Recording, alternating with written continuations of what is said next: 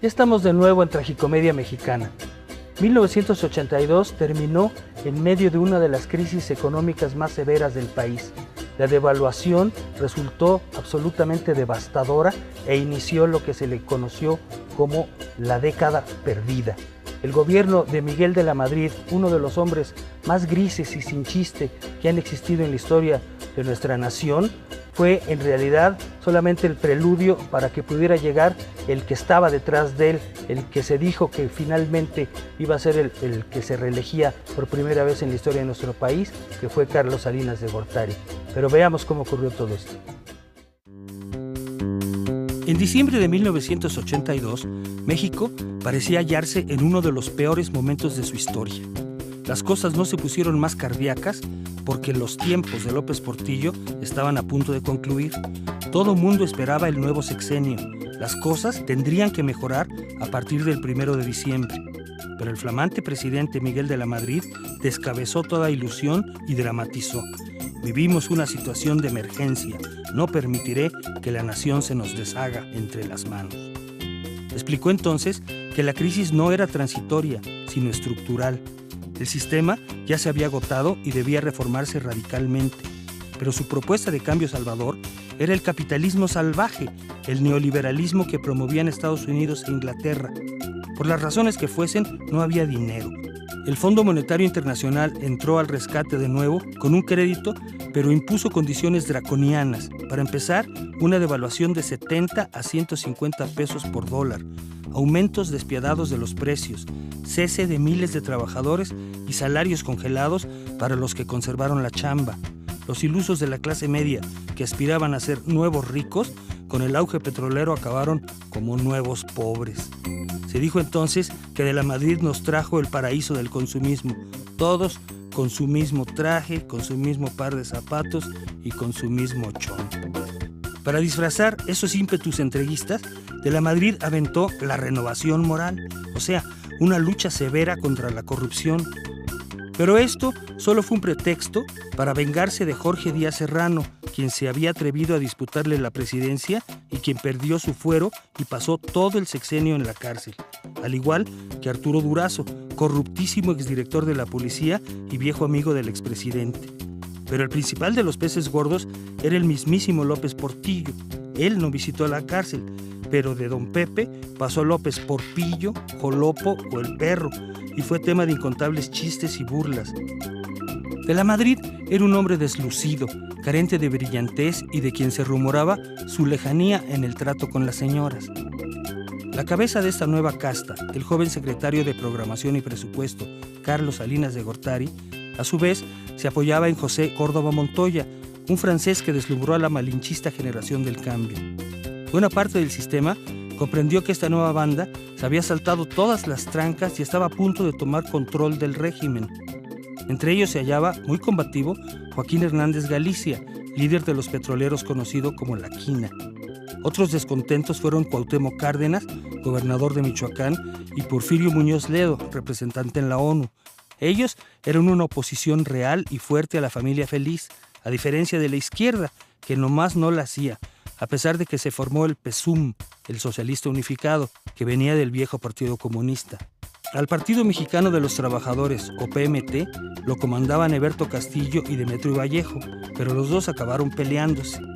Al PAN, en cambio, tras sortear su crisis interna, lo favoreció la impopularidad del gobierno y empezó a cachar votos suficientes para ganar las alcaldías de ciudades importantes de Chihuahua, Guanajuato y Durango. Esto preocupó seriamente al gobierno, que mediante la vieja alquimia electoral le robó al PAN la gubernatura de Baja California y las alcaldías de Matamoros, Culiacán y Puebla. En todo momento, Miguel de la Madrid aseguraba que hacía lo correcto. La economía no crecía, la devaluación aumentaba y una despiadada pobreza avanzaba con las correspondientes protestas sociales, por lo que en el 1 de mayo alguien tiró una bomba molotov al balcón presidencial. Como México se apuntó para sede del Campeonato Mundial de 1986, la gente gritaba: «No queremos goles, queremos frijoles». Pero el secretario de Programación, Carlos Salinas, no paraba de recortar el gasto público, por lo que empezaron a decirle Salinas Recortari. De la Madrid contuvo un poco la ferocidad gringa con la participación en el grupo Contadora, que apoyaba a la revolución nicaragüense. Pero Estados Unidos desplegó su poder cuando los narcotraficantes, que crecían sin control, asesinaron a Enrique Camarena, un agente de la DEA. Para entonces, la delincuencia, el subempleo y la drogadicción aumentaban alarmantemente, y Estados Unidos pintaba a México como un desorden ingobernable. Para colmo, el afamado columnista Manuel Buendía fue ejecutado quizá para desalentar la libertad de expresión que se ejercitaba cada vez más a pesar de los intentos gubernamentales por no perder el control de los medios. En septiembre de 1985 tuvo lugar el terremoto más devastador de la historia del país. Hubo miles de muertos y damnificados, además de que se desplomaron muchos edificios de la Ciudad de México, que fue declarada zona de desastre. Pero el gobierno de la Madrid se vio insensible e inepto, por lo que la ciudadanía chilanga reaccionó con fuerza y se encargó del rescate mientras los soldados llegaban con metralletas en vez de picos y palas. Esta manifestó su repudio a las autoridades durante el Campeonato Mundial de Fútbol en 1986, cuando decenas de miles le gritaron ¡culero! Al presidente. El fútbol distrajo a la gente, pero la escasez de dinero alarmaba y la deuda crecía. Además, los problemas políticos se agudizaron cuando el PRI llevó a cabo un fraude patriótico para impedir que el PAN se quedara con la gubernatura de Chihuahua. Los panistas recurrieron a la resistencia civil, pero no obtuvieron nada. Así llegó la sucesión presidencial. De la Madrid había elegido a Carlos Salinas de Gortari y quiso taparlo con otros 8 distinguidos priistas como precandidatos.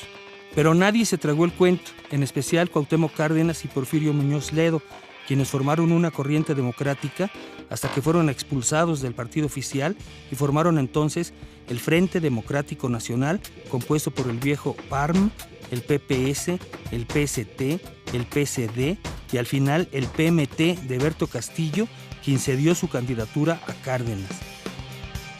El PAN postuló al empresario Manuel Cloutier, pero el PRI estaba seguro de ganar por las buenas o por las malas. Además, se tuvo que lidiar con los estudiantes universitarios que se alzaron en huelga ante las reformas regresivas del rector Jorge Carpizo. También fue un escándalo el crack de la bolsa de valores después de una fiebre especulativa en la que mucha gente cayó y más tarde perdió todo lo que tenía. Además de las compras masivas de dólares, hicieron que el peso se devaluara en otro 30%. En las campañas presidenciales, el gobierno advirtió demasiado tarde que la candidatura de Cuauhtémoc Cárdenas se robustecía. Los priistas estaban tan seguros de su aplanadora que subestimaron por completo el descontento de la población y la unión de las izquierdas en el Frente Democrático Nacional. Se inició una guerra sucia contra el FDN, pero ya no sirvió. Así es que la familia Feliz mejor afinó los mecanismos del fraude electoral. Pero el 6 de julio de 1988, la votación resultó tan abundante para Cárdenas que Gobernación prefirió arguir que el sistema se había caído para poder arreglar el triunfo de Salinas. Nadie se tragó ese cuento mayúsculo y el final del sexenio fue cardíaco. Pero al final, el estado de ánimo del país era oscurísimo. Pues ¿cómo la ven? No contento con habernos ofrecido la década perdida, Miguel de la Madrid todavía tuvo el descaro de ofrecernos uno de los más terribles fraudes electorales que han ocurrido en nuestro país, algo que conmocionó verdaderamente a México y que además nos dejó como herencia al peloncito Carlos Salinas de Gortari. Pero de él hablaremos dentro de unos instantes. Acompáñanos.